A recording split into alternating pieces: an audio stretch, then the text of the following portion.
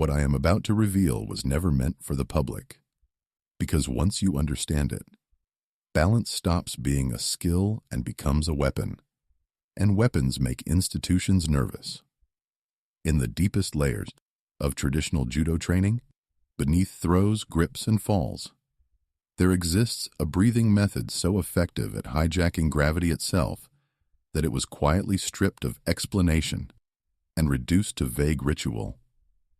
They called it tanden breathing, and they warned that practicing it incorrectly was dangerous, destabilizing, even forbidden, not because it harms the body, but because it rewires the nervous system faster than most people can psychologically tolerate.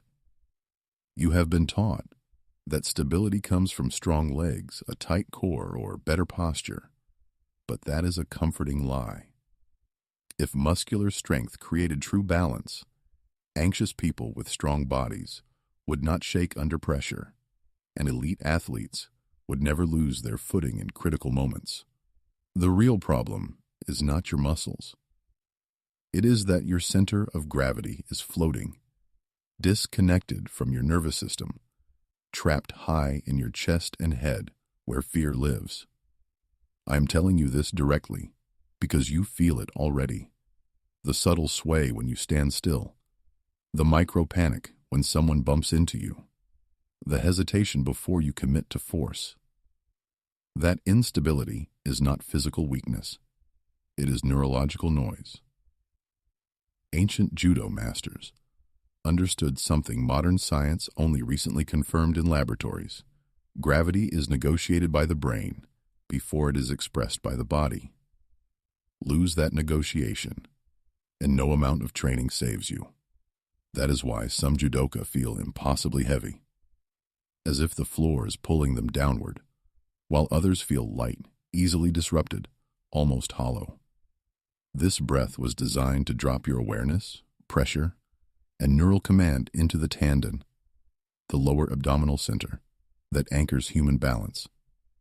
Once activated, gravity stops acting on you randomly. It locks you in place. And that is precisely why this knowledge was diluted, softened, and hidden in plain sight. You are not unstable because you are weak.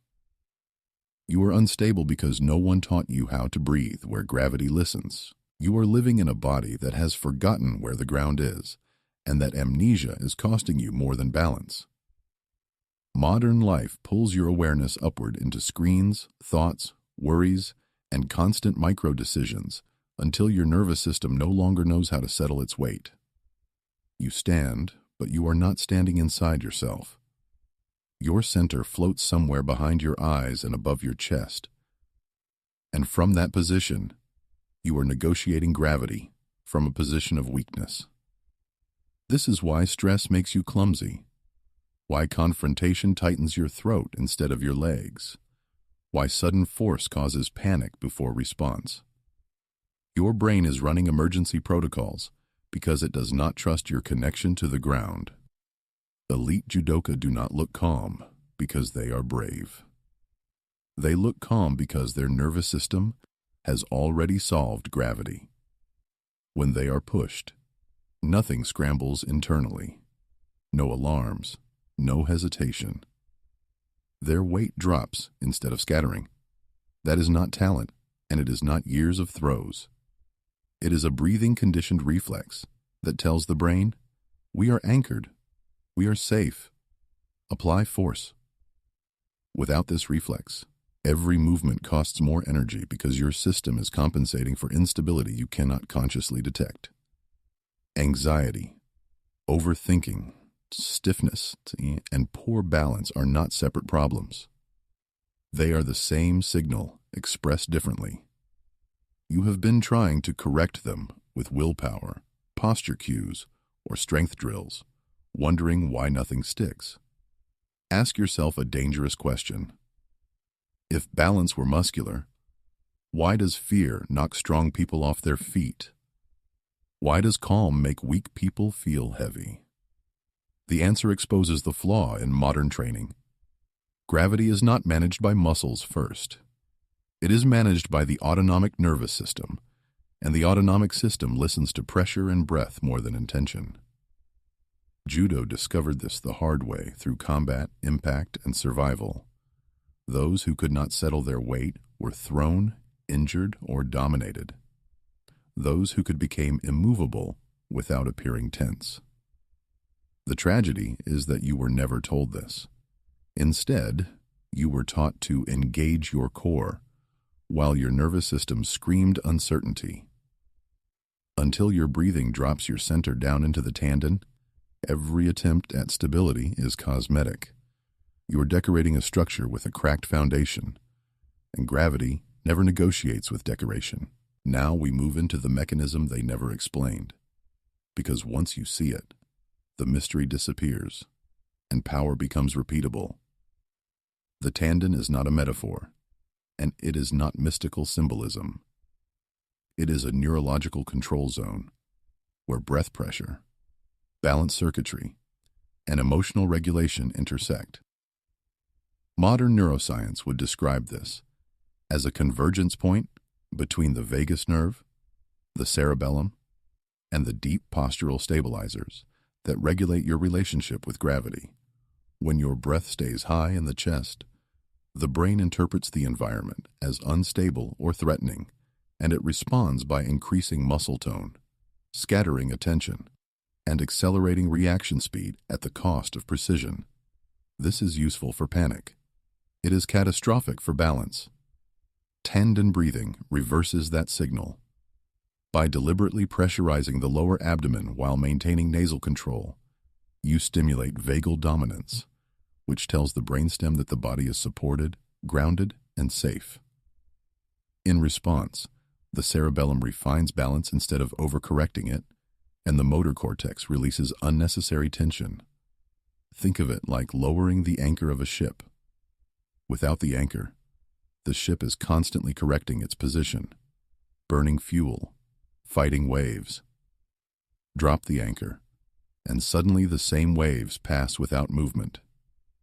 That anchor is intra-abdominal pressure, synchronized with slow, controlled exhalation.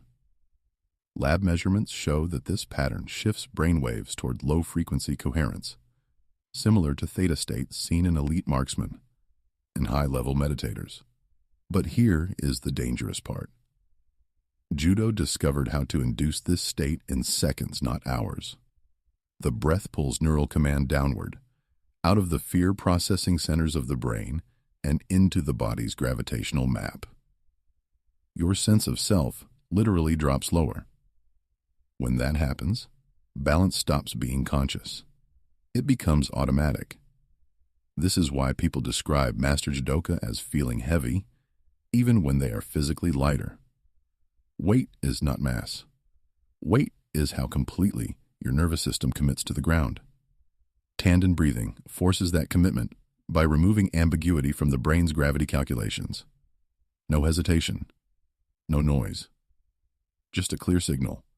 Down, stable, immovable. That is not philosophy. That is neurophysiology, weaponized through breath. This is the protocol exactly as it was transmitted. And I need you to understand something before you try it. Small errors do not weaken the effect. They invert it. That is why this breath was labeled dangerous. Stand upright, but do not stand tall. If you lift your chest or lock your knees, you have already failed. Your posture must feel heavy, almost sinking, as if your weight is dripping downward through your feet. Place your attention 2 to 3 inches below the navel, deep inside the lower abdomen, not on the surface. This is critical. If your awareness stays shallow, the nervous system will not follow. Inhale slowly through the nose, but do not let the chest rise. The inhale must feel like it expands the lower abdomen outward and slightly downward, as if you are filling a weighted container in your pelvis. The spine remains long, the jaw relaxed, the eyes unfocused. Now the forbidden part, the exhale. You do not simply breathe out, you compress. As you exhale through the nose, gently contract the lower abdomen inward and downward creating pressure that feels like it is pressing your weight into the ground. Do not pull up. Do not squeeze the chest. The pressure must descend. Imagine gravity being pulled into you, not resisted. The exhale is longer than the inhale, always, because the nervous system listens more closely to release than to intake. At the end of the exhale, there is a brief, natural pause. Do not force it.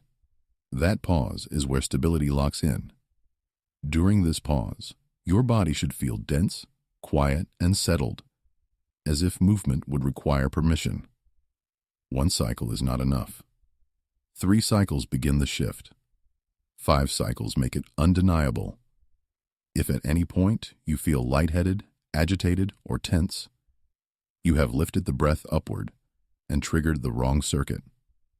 Correct immediately by slowing down and exaggerating the downward pressure. This is not relaxation breathing. It is command breathing.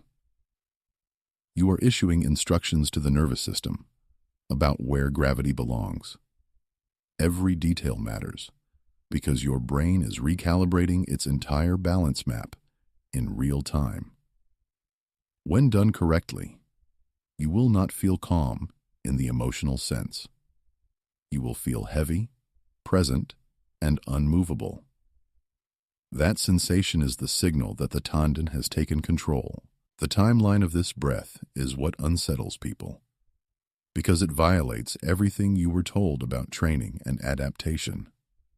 Within the first 3 controlled cycles, most people feel a sudden drop, as if their weight increased without their body changing. That is not imagination. That is the cerebellum switching from emergency balance correction to predictive stability. Your feet feel wider. The floor feels closer. External disturbances stop echoing internally. After 30 seconds, heart rate variability increases measurably, muscle tone in the neck and shoulders decreases, and reaction speed improves because the brain is no longer wasting bandwidth on staying upright.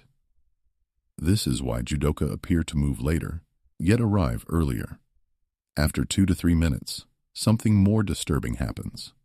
Emotional noise fades, not because you are suppressing it, but because it no longer has leverage. Anxiety requires instability to exist. Remove instability, and fear loses its amplification system. Within days of daily practice, posture reorganizes itself without conscious correction. You stop holding yourself up. The skeleton stacks naturally because the nervous system finally trusts gravity. Balance tests improve. Pushes feel slower. Impacts disperse downward instead of backward. After 2 weeks, the change becomes social. People unconsciously hesitate before moving you. This is not mysticism. Humans are exquisitely sensitive to micro-instability cues. When those cues disappear, the body reads as solid, grounded, and difficult to influence. Over months, this breath rewires baseline autonomic tone. You default to parasympathetic dominance under pressure, which means clarity instead of panic, compression instead of collapse. The dangerous truth is that none of this requires effort once installed. It becomes your new normal, and that is why it was never marketed, branded, or simplified. Techniques that work instantly are hard to control. You cannot keep people dependent on what makes them stable in seconds. Once your nervous system learns where gravity truly lives, it refuses to forget. Once this stability installs itself, you begin to notice something unsettling. It does not stay confined to judo, or even to movement. It leaks into everything. You walk differently, not slower, but quieter, as if the ground receives you instead of resisting you. You stand in lines without shifting your weight. You listen without fidgeting. In stressful conversations, your breath drops automatically, and suddenly the other person is the one over-explaining, overreacting, losing center. This is where the knowledge becomes truly suppressed. Because gravitational stability is not just physical, it is psychological dominance without aggression. When your nervous system is anchored, your presence carries weight. Not metaphorical weight, real, perceptible density that other nervous systems detect instantly. Humans evolved to read stability as authority because instability meant danger. That instinct has not changed. This is why grounded people are trusted, why they lead without effort, why chaotic environments bend around them. You were taught confidence as a mindset, posture as an appearance, calm as emotional control. All of that is backward. Confidence emerges when your body knows it cannot be easily moved. Calm emerges when gravity is settled. Presence emerges when your center stops floating. The Tanden breath turns gravity into an ally instead of a threat. Under stress, most people rise upward. Chest tight, breath shallow, awareness scattered. You descend. That descent changes how force moves through you. Verbal attacks do not penetrate. Physical pressure disperses downward. Time seems to slow, not because the world changes, but because your nervous system stops rushing to compensate. This is why ancient practitioners treated this breath with reverence and caution. A stable person is difficult to manipulate. They do not rush. They do not overcommit. They do not seek external validation because their internal reference point is locked. In a world built on distraction and imbalance, that is dangerous independence. You stop being pulled by urgency. You start choosing when to move, when to speak, when to apply force. This is not self-help. It is self-possession. And once you experience it, you understand why it was never meant to be explained openly. Gravity-trained nervous systems do not obey easily. Now comes the part where most people hesitate, and hesitation is the last refuge of instability. You can feel it already. That subtle pull to postpone, to intellectualize, to treat this as interesting information instead of an immediate command.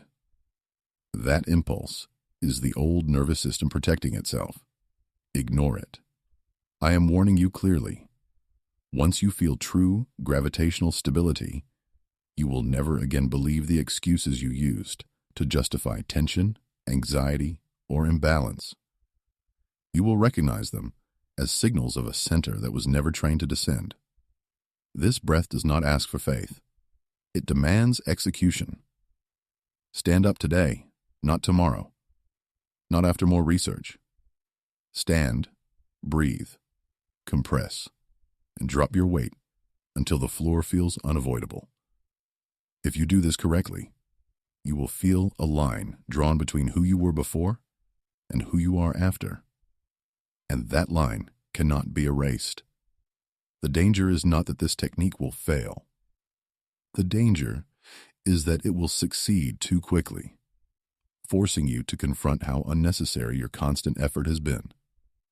You will realize how much energy you wasted fighting gravity instead of partnering with it.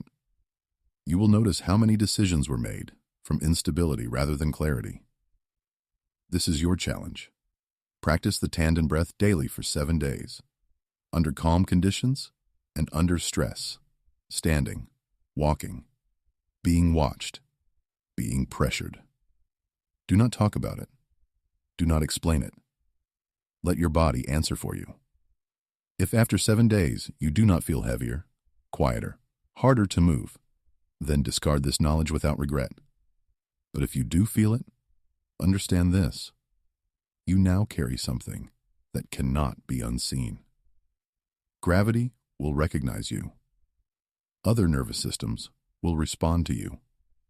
And you will no longer be able to pretend that balance was ever about strength. It was always about where you breathe from.